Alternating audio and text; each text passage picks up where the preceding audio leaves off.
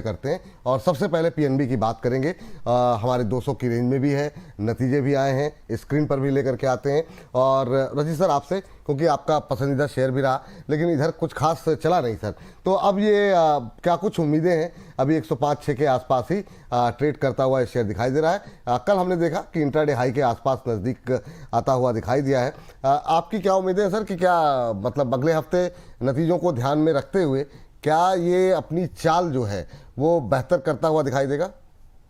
Sir देखिए, इसमें एक चीज हम समझ लेते हैं कि भाव से जरूर आपको 106 रुपए का दिख रहा होगा, बट मार्केट कैपिटलाइजेशन 1,21,00,000 करोड़ का है।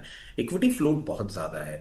एक रिएक्शन जरूर मंडे की ट्रेडिंग सेशन में देखने को मिलना चाहिए, और हम समझते हैं कि आपको एक हल्का सा सप्लाई पॉइंट, ये जिस रेंज को हिट कर रहा है, ये इसका 50 डे मूविंग एवरेज है 107 रुपए के आसपास। इसके ऊपर सस्टेन मूवमेंट अगर आपको फर्स्ट 15 मिनट्स में देखने को मिल जाता है तो हो सकता है हमको ये 112 रुपए तक का मूवमेंट करता हुआ दिखाए। मैमथ साइज का स्टॉक है, और बाकी जो छोटे बैंक्स हैं उससे बहुत बड़ा है ये रिलेटिवली, तो इसको चलने में थोड़ा सा टाइम लगता है। 112 के ऊपर, क्योंकि हम थोड़ा मीडियम टर्म की भी बात कर लें, 112 के ऊपर सस्टेन मूवमेंट करने के बाद आपको ये 124 और 134 के लेवल्स दिखाएगा। इसमें कोई प्रॉब्लम नहीं दिखती है, जिनके पास है बने रहें। पेन पॉइंट या टेंशन सिर्फ तभी खड़ी होती हुई दिखेगी कभी भी आपको ये 98 के ऊपर सस्टेन्ड मूवमेंट करता हुआ दिखे तो प्रॉब्लम है, अदरवाइज कोई भी प्रॉब्लम नहीं है। ये ऊपर जाने के लिए पूरी तैयारी करके ठीक बैठा है। सर, चूंकि इसके रिजल्ट्स आए तो मैं छोटी सी मतलब जो है ना एक एक रिएक्शन आपका जरूर जानना चाहेंगे। जिनके रिजल्ट्स आ गए हैं सिर्फ एक दो लाइन के ही, टाइम समय ज़्यादा नहीं है। पीएनबी के अगर हम देखें तो Q1 मुनाफा जरीब करीब करीब 3 गुना बढ़ता हुआ दिखाई दिया है, 5,253 करोड़ के आसपास रहा है। इसके अलावा अगर हम देखें तो जो है इनकम, अगर हम बात करें, आय की बात करें तो वो करीब 37,000 करोड़ के आसपास रही है। एनआईआई भी इम्प्रूव हुआ है पहले के मुकाबले, बहुत ज़्यादा नहीं। लेकिन आप कैसे देख रहे हैं जिस तरीके से नतीजे रहे हैं? क्या हम मंडे को उम्मीद करें कि ये थोड़ी सी रिकवरी अगले हफ्ते और देखने को मिल सकती है? जिनके पास नहीं है क्या वो खरीद सकते हैं? नहीं बिल्कुल सर, यही मैं जो बात कर रहा था ना कि अपना ये मंडे को ही अगर पहले 15 मिनट में 50 डे मूविंग एवरेजेस जो कि 107 रुपए आता है उसके ऊपर मेंटेन कर लेता है तो आपको सेम डे 112 रुपए भी जाता हुआ दिखाएगा। रिजल्ट्स बहुत रोबस्ट रहे हैं, कहीं ना कहीं एक्सपेक्टेशंस थी पीएसयू बैंकिंग से परफॉर्म करने की, बट जो अपडेट्स आए थे, जो हमने लास्ट अपडेट देखे थे मंथली, वो थोड़े से टेपेड होते हुए दिखे थे, बट नंबर्स बहुत इंस्पायरिंग लग रहे हैं। और इसीलिए वो कन्विक्शन और वो कॉन्फिडेंस मेंटेन्ड है कि यहां से अप मूव के लिए अब ये पूरी तरीके से तैयारी कर रहा है। मंडे को ही जो हमने बात कही कि 50 डे मूविंग एवरेज अगर 15 मिनट मेंटेन कर ले तो 112 रुपए तो आपको मंडे को ही होता हुआ दिख सकता है। ठीक, जेएनके बैंक की बात कर लेते हैं। बाकी के रिजल्ट अभी जो आए हैं उस पर आगे भी बातचीत करते रहेंगे, लेकिन मैम जेएनके बैंक पे आपसे लगातार बातचीत होती रही है। अब क्या करें? यहाँ पर भी अच्छा मोमेंटम बनता हुआ दिखाई दिया है जेएनके के बैंक के अंदर। 183-184 के आसपास पहुंचा है, 200 के नज़दीक जाकर के थमता दिखाई दे रहा है। फ्राइडे कल के सेशन में हमने देखा कि 3.25% बढ़ के बंद हुआ है। क्या उम्मीद करें ये 52 वीक हाई की तरफ जाएगा फिर से और 183 पे खरीद सकते हैं कि नहीं? विपुल जी देखिए, इतना चलने के बाद भी एक और चीज हमें यहाँ पर नोटिस करने की जरूरत है कि सेक्टर के मल्टीपल्स 16.5 प्लस पे चल रहे हैं अभी ऑलमोस्ट। और ये जेएनके इतना चलने के बाद भी और ये रिजल्ट आने के बावजूद भी आपका जो अभी बातचीत चल रही है प्राइस पर जो मूवमेंट हो गया उसके अलावा 8.5 की मल्टीपल्स पर ही है, तो बहुत जगह है। मैं ये सिर्फ इसलिए बता रही हूँ क्योंकि इसमें काफी जगह है अभी। अगर आप एक इन्वेस्टमेंट के हिसाब से देख रहे हैं तो प्लीज होल्ड करिए, लेकिन अगर आपके पास में नहीं है और आप बाय करने के बारे में सोच रहे हैं तो थोड़ा सा ये बाय करिए। बाय करने में प्रॉब्लम नहीं है, लेकिन करिए उतना कि आप 15% तक जो प्राइस करेक्शन होता है ना कभी कभी एक फास्ट मूवमेंट के बाद, उसके लिए आप थोड़ा सा जुगाड़ या थोड़ा सा पैसा, थोड़ा प्रोविजनिंग, जो शब्द आपको पसंद है बचा करके रखिएगा ताकि आप इसमें ऐड कर सके। बिकॉज आगे इसमें 210 से 250 के टारगेट बहुत पॉसिबल है। और मैं ओवरऑल बैंकिंग में बुलिश हूँ। मार्च तक सब कुछ ठीक रह जाए, मार्च तक बैंक निफ्टी, आपके निफ्टी इंडेक्स में भी नए हाई, बैंक निफ्टी स्पेसिफिकली नए हाई बन सकते हैं। So with the bank this bank Z. तो अभी खरीद सकते हैं कि नहीं खरीद सकते हैं? 170 से 180 की रेंज में। 170-180 ठीक है। थोड़ा फास्ट चलेंगे ताकि कुछ एक रिजल्ट्स वगैरह रहे, उसमें हो सकता है टाइम थोड़ा सा जाए, तो थोड़ा सा फास्ट चलते हुए दिखाई देंगे। और अब दो शेयर लेते हैं। सर जरा फटाफट देखिए, सेंट्रल बैंक और कैनरा बैंक, इन दोनों पे आपकी राय जानना चाहेंगे। सबसे पहले कैनरा बैंक पे जरा देख लीजिए नज़र, और सेंट्रल बैंक पे फिर आपकी राय। सर बिल्कुल। सबसे पहले हम कैन बैंक देख लेते हैं। एक्चुअली सेंट्रल बैंक खोल दिया था, बट कोई बात नहीं। कोई कैन बात नहीं, बैंक आप कुछ भी खोल पहले बोल दीजिए वो नहीं जी। नहीं, 125 रुपए चल रहा है सर। हम्म। बहुत अच्छा बैंक है। हिस्टोरिकली बहुत अच्छा परफॉर्मेंस इसने अपना रजिस्टर किया है। और अभी भी हम एक्सपेक्ट कर रहे हैं, क्योंकि देखिए वैल्यूएशन टर्म्स का कंफर्ट बहुत अच्छा मिल रहा है। बस थोड़ा सा एक हम वेट कर रहे हैं कि नंबर्स आ जाएं तो थोड़ी सी क्लैरिटी और मिल जाएगी। प्रॉफिट्स इस बार एक्सपेक्ट कर रहे हैं हम कि 9,200 करोड़ के ऊपर इसके आने चाहिए। जो लेवल्स की बात करें तो एक सप्लाई पॉइंट ये है 132 रुपए का। उसको जैसे ही उसके ऊपर आपको सस्टेन्ड मूवमेंट करने लग जाए, इसका हाई बीटा नेचर है। 144 और 144 के बाद आपको बहुत कंफर्टेबली 164 तक के लेवल्स दिखा सकता है। जिनके पास पोजीशन है बने रहें, जिनके पास नहीं है बनाने की सोच रहे हैं बिल्कुल बनाएं, मुझे कोई भी इसमें प्रॉब्लम नहीं दिख रही है। जिस तरीके से पोजीशन है, अगर आप इसमें पोजीशन बना रहे हैं, एक स्टॉप लॉस जरूर लगा के रखिएगा 118 रुपए का। अगर रिजल्ट्स खराब आते हैं या कुछ नेगेटिव डेवलपमेंट पूरे स्पेस में होता है तो आपको प्रॉब्लम में आता हुआ दिखेगा। Central bank continuously I have been talking about it ना, तो बहुत कंफर्टेबल हूं मैं इसकी मार्केट कैपिटलाइजेशन को लेके। We have bigger banks. और ये मैं क्यों बोल रहा हूं, 28,000 करोड़ का बैंक है और इसकी कंटिंजेंट लाइबिलिटी 2,20,000 करोड़ रुपए की है, which is a cause of a very big concern. आप अगर फाइनेंशियल प्रॉफिट्स भी देखेंगे तो फ्यू 100 करोड़ आते हैं। मैं ये सारी बातें क्यों बोल रहा हूं, बैंक का साइज और जिस तरीके के ऑपरेशंस हैं बहुत सस्टेनेबल मुझे नहीं लगता। मेरे लिए हमेशा से इट्स अ स्टे अवे। हाँ चलिए, कोटक बैंक के रिजल्ट्स आए हैं, उसको जरा देखते हैं क्या कुछ निकल कर के आया कोटक बैंक पे मैम। और उसके बाद एक छोटा bank yes bank. Ambala ma'am आपके इससे जा रहा है कोटक बैंक 26% कंपनी का मुनाफा बढ़ा है। नतीजे उम्मीद से बेहतर दिखाई दिए हैं। एनआईआई में 9% की ग्रोथ देखने को मिली है। एनपीए भी थोड़ा कम होता हुआ दिखाई दिया है। नेट एनपीए ऑलमोस्ट फ्लैट रहा है क्यू ऑन क्यू बेसिस पर। क्या view ma'am Kotak Mahindra bank में आपकी, इसमें रिकमेंडेशन भी रही, अभी करंट लेवल पे क्या करें कोटक बैंक पे अगले हफ्ते के लिए? जी बिल्कुल, अगले हफ्ते और मिड टर्म इन्वेस्टमेंट दोनों के लिए ठीक है। और अगले हफ्ते में आपको मंडे ट्यूसडे इन 2 दिनों के बीच में 380 से लेकर के 395 ये रेंज आपको एक्टिव मिल सकती है, और यहाँ पर बाइंग का व्यू लेकर के आप जाएं।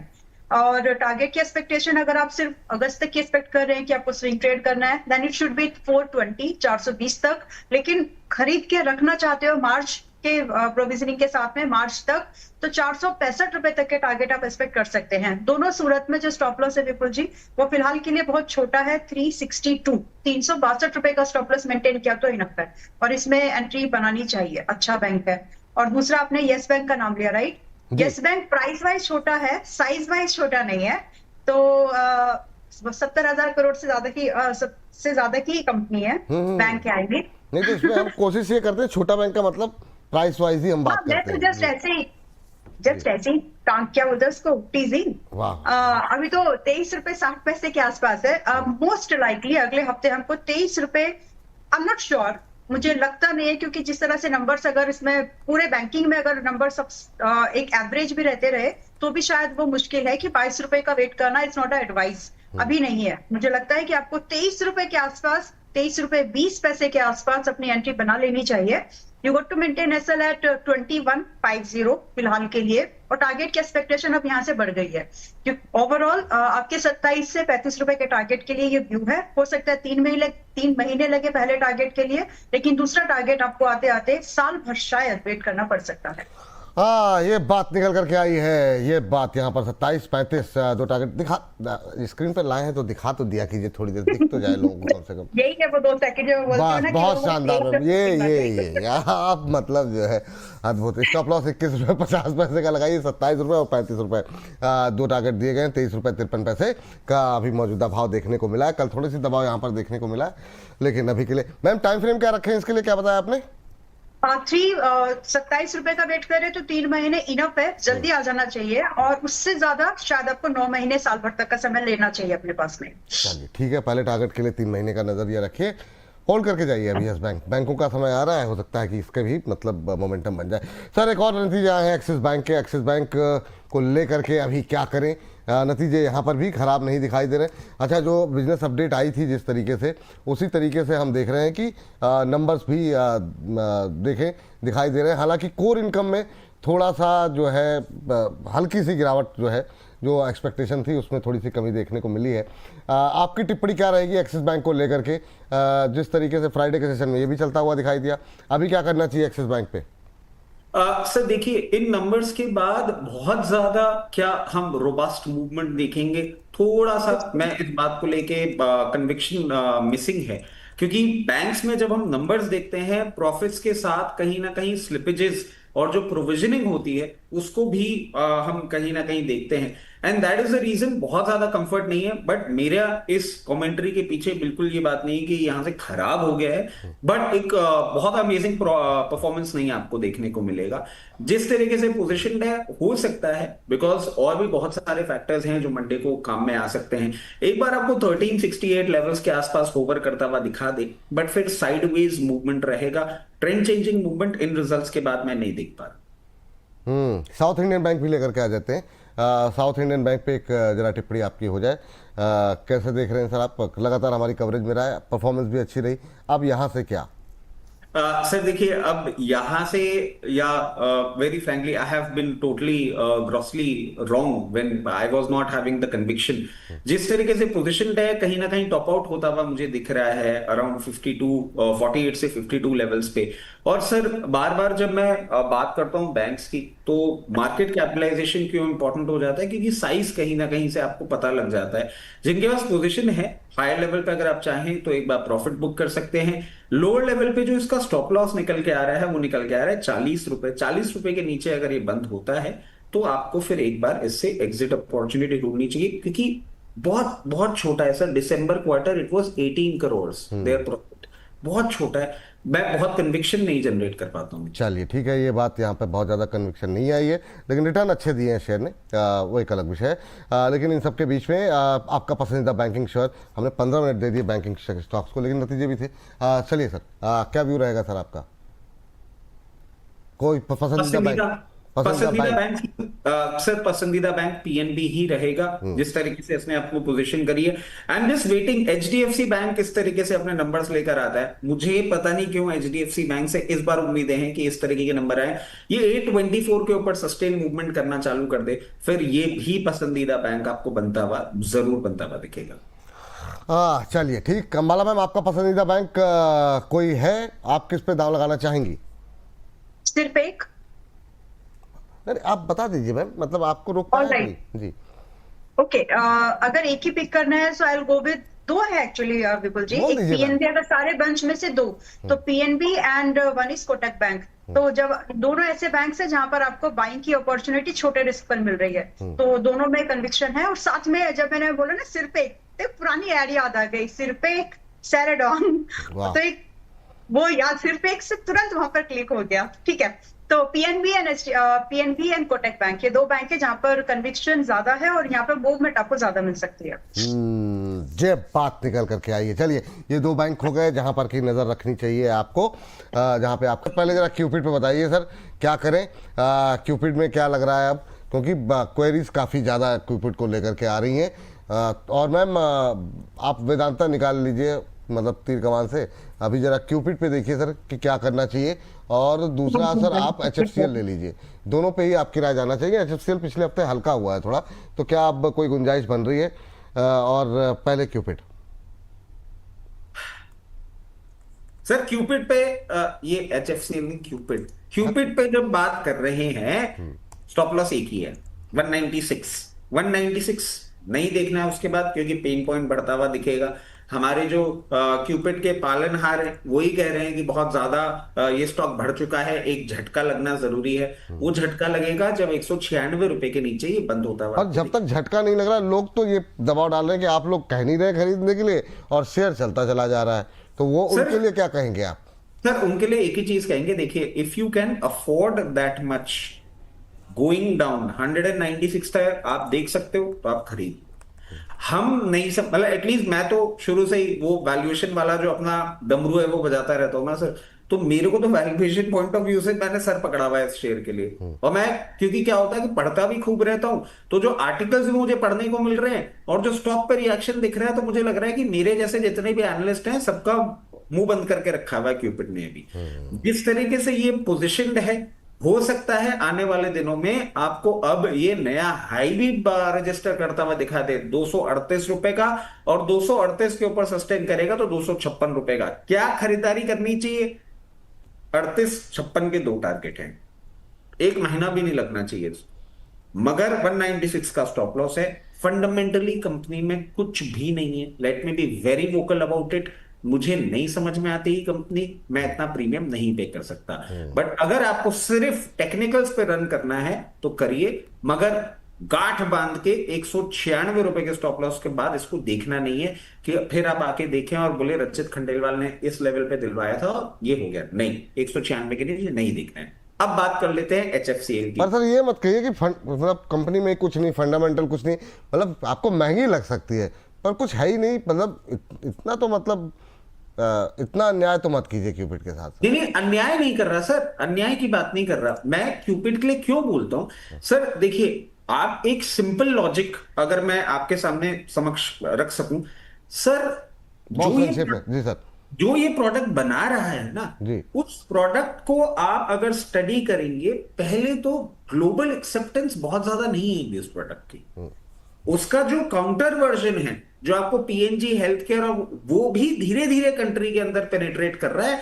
जो उसका मतलब, let me be very clear, जो ये प्रोडक्ट्स बनाते हैं ना, उनकी उस तरीके की डिमांड मैं नहीं समझ पाता हूं कि सिस्टम के अंदर है। और पीई मल्टीपल की सर बात करता हूं तो 266 का पीई मल्टीपल है।